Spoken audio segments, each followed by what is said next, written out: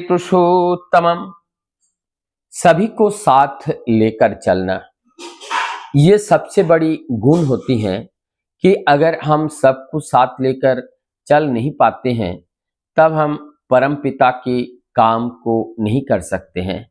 परमपिता कहते हैं कि जिस दिन तुम केवल हमारे लिए हो पाओगे, हमारी चिंता हमारी कर्म में अपने को नियुक्त कर पाओगे, उस दिन तुम संपूर्ण जगत को हिला दोगे, हिला सकते हो।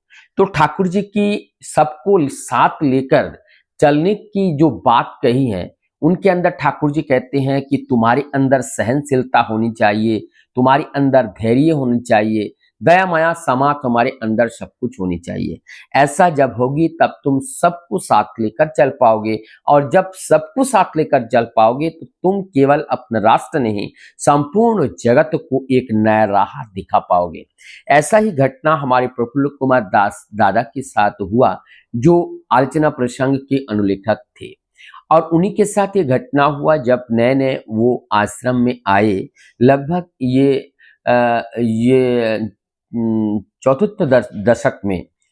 दशक में वो आए थे।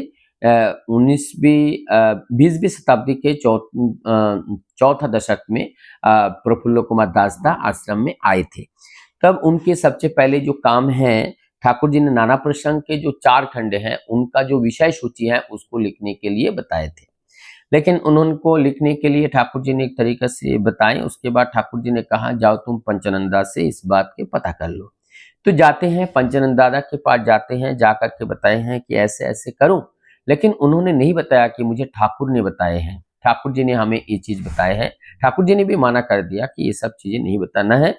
और तब जाकर के प्रफुल्ल कुमार दासदा पंचानंद दादा से किस तरीके से बनाना है तो उन्होंने बात को रखी। तब उन्होंने अपने एक अलग तरीके से बताया।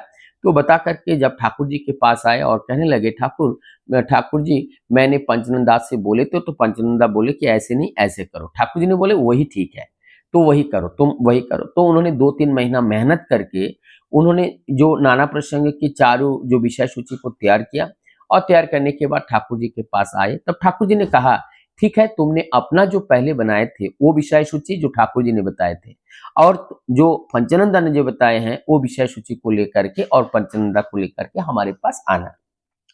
तब वो प्रफुल्ल कुमार दासदा दोनों विषय सूची को लेकर के और पंचानंदा के साथ ठाकुर जी के पास आते हैं। आकर के वो एक एक करके ठाकुर जी बता दिए थे कि पहले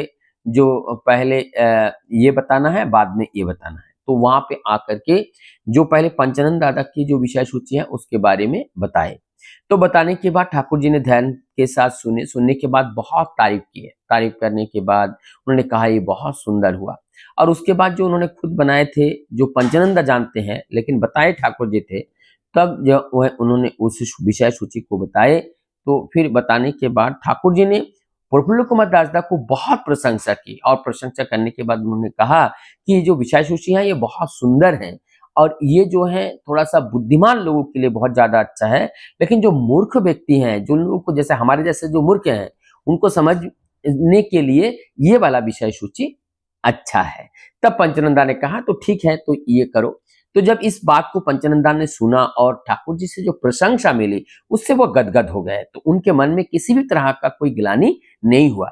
तो बाद में जब प्रफुल्ल दास जो बताने लगे, ठाकुर जी से आए और आकर के निवृत्ति में आकर के ठाकुर जी से पूछ रहे हैं, ठाकुर जी जब उस समय अगर आप इस काम को बता देते तो इतना मेहनत हमें 3-4 महीने से करना नहीं पड़ता, तो ये करने का अर्थ क्या हुआ? ठाकुर जी कहते हैं अगर तुम ऐसे करते तो ये उनके लिए ये अमंगल होता पंचानंद दादा के लिए, क्योंकि उनके मन में वो और कुछ सोच लेते, उससे उनका अकल्याण होगा, और उनका अकल्याण ना हो इसीलिए ये कार्य किया गया है जिसमें सबका मंगल हो। इस तरह से करने से सबका मंगल होता है, सबके किसी के अंदर किसी तरह का भूल भ्रांति नहीं रहती है, क्योंकि ये भूल भ्रांति अगर हमारे अंदर प्रवेश कर जाए तो हमारी कर्म क्षमता कम हो जाती है, विचार शक्ति कम हो जाती है, सूझबूझ कम हो जाती है, तब हम परमपिता के काम को ठीक ठीक नहीं कर पाते हैं। परमपिता के काम को ठीक ठीक कर पाने के लिए जरूरत है कि हम सबको एक साथ होकर, एकजुट होकर के एक ही आदेश में, एक ही निर्देश में अपने जीवन को चलाना, तभी हम परमपिता के कार्यों को आगे ले जा सकते हैं। जब तक इस परमपिता के काम को हम आगे ले जाने में सक्षम नहीं हो पाएंगे और इस समाज में एक नव चेतना, नव जागरण, नव परिवर्तन जब तक नहीं आएगा, लोगों के जीवन में वो सुख, शांति, समृद्धि का जो चाहत है, जो इच्छा है, वो पूर्ति नहीं होगी। जागतिक जगत की उपलब्धि से जीवन में कभी शांति नहीं आती है जब तक उसके मूल कारण को नहीं जानते हैं। कारण को जाने बिना ऊपर ऊपर से अगर हम जान लेते हैं तो वो दुख ही हमें प्राप्त होते हैं, और मूल कारण को जब हम जान लेते हैं तब इन भौतिक जगत के परिवर्तन के साथ साथ हमारे अपने अंदर कोई परिवर्तन नहीं आते हैं और वो अपरिवर्तनीय हो जाते हैं। तो अब ना तो हमें दुख तला सकते हैं, ना तो सुख तला सकते हैं। हम अटल होकर के परमपिता को कार्य को आसानी से करते हुए हम अपने गंतव्य तक पहुंच सकते हैं। वंदे